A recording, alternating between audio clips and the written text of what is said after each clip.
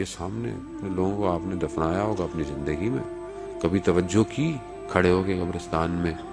تو میں قبرستان کی والدہ کی ان کے انتقال ہو گیا تھا، اچانک سے میں نے گردن گھومی پچھلی طرف تو دیکھا کچھ قبریں خود ہی پڑی تھیں۔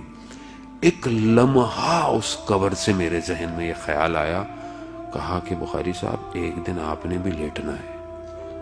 آپ یقین کریں میرے حالت خراب ہو گئی تھوڑی دیر کے اندر۔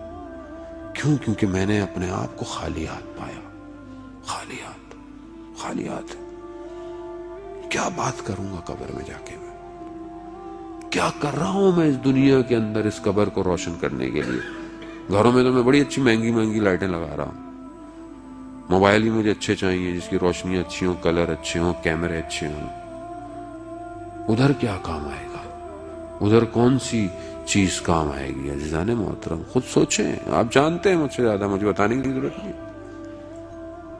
یتیم کی کفالت ایک ایسا کام ہے جو جہنم کی آگ کو کم کر دے گا، یاد رکھیے گا۔ آج ایک چیز لے کے جائیں، میں بار بار اس لیے کہہ رہا ہوں کہ کچھ ہر روز لے کے اٹھیں۔